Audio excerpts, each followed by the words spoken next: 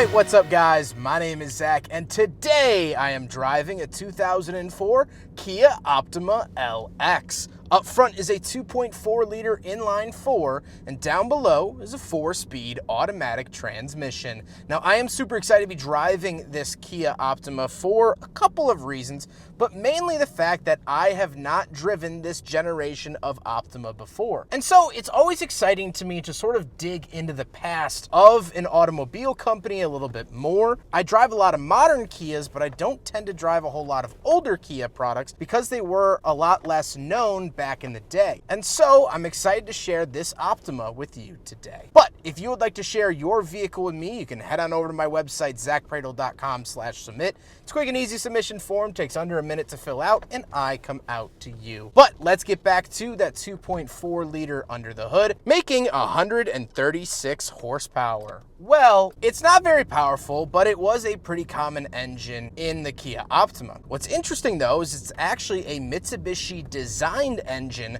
but built under license by Kia. And so actually, if you want to get into it, the Mitsubishi version of the engine is the 4G64, which came in like the Delica and other vehicles in that category. So Kia still wasn't completely standing on their own like they are today, but you could see where they're starting to. They're not sourcing parts from all different manufacturers just to keep the lights on. They're relying on Mitsubishi, but that's about it, which I can handle that. Like I said, paired to a 4-speed automatic transmission, it's still doing the job here 19 years later, and that's all I can ask for from an automatic transmission. Last but not least, the Kia Optima is front-wheel drive, and it only ever came in front-wheel drive. So how does it feel to drive the Kia Optima? Well, it's rather vague. It's pretty much on par with most other sedans of this era. I'm talking Honda Accord. I'm talking Toyota Camry, Mazda 6. The visibility is pretty good, and the ride isn't complete garbage because the tires are actually a decent size.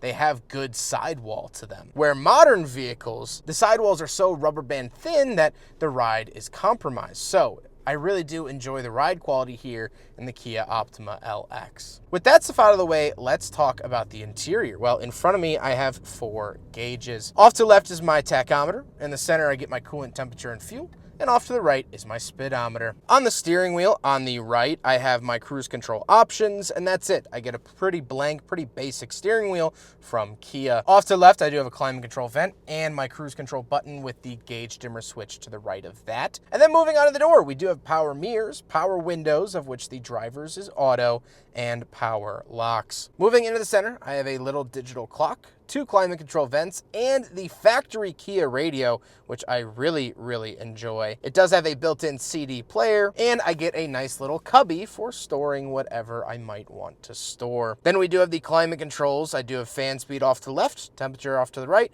where to send it in the middle. I like how this is laid out, very clean, very simple, and very basic. Then I do have a little pop-down ashtray and cigarette lighter. I like how that works. Little cubby, some dead switches, and then we come to the shifter. The shifter is a push-button shifter up at the top, very much like a fighter jet or something of the sort. And I can plus minus if I would like. However, it does feel very plasticky, what I would expect from a vehicle like this. Then we do have openable cup holders. So we will do a big friggin' bottle test here in the Kia Optima from 2004. And unfortunately, it fails. I was really hoping it wouldn't. But alas, it does indeed fail.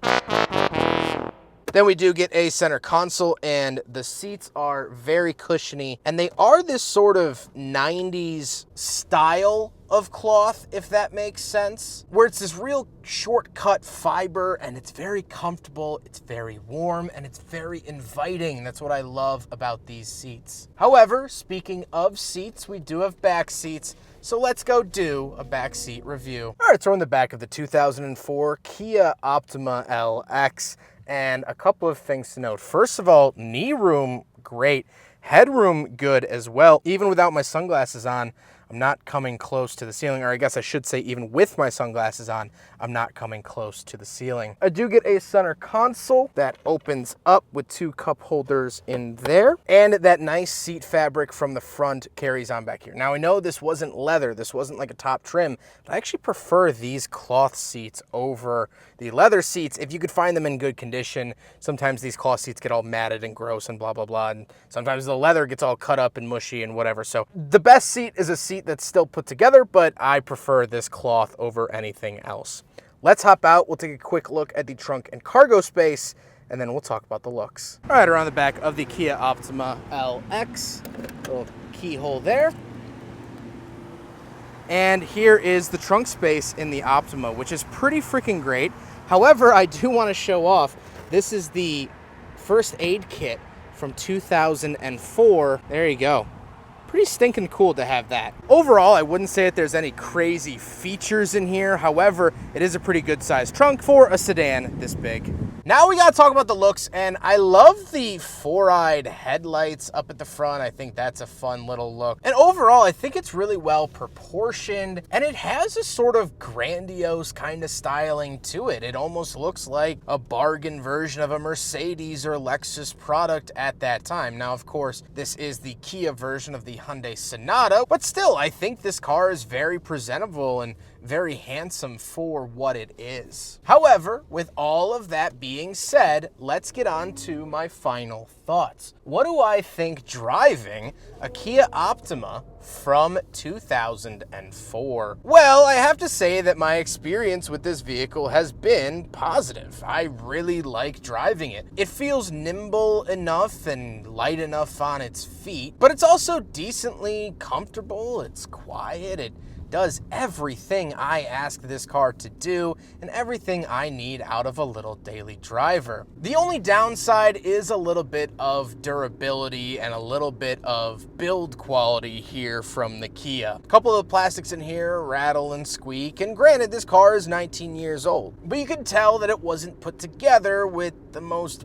best products back in the day. But then again, Kia didn't really have much money. Kia 19 years ago is dramatically different than the Kia we have here today. And I think it's interesting driving this vehicle because this is what people think about when they still hear the Kia name. They think of vehicles like this that were kind of mundane, background cars that no one put too much interest into. Well, I hope that I've remedied that here today with shedding a little bit of light on this Kia Optima LX. I hope you guys enjoyed this quick little tour of the Optima. Huge thank you to Nicholas for letting me take out his Optima. We also have some other videos planned. He has been a great asset to the channel, nice guy to talk to, and I look forward to filming with him more. But I hope you guys enjoyed the video. Don't forget to rate the video, comment on the video, and subscribe if you really liked it. Take care, guys.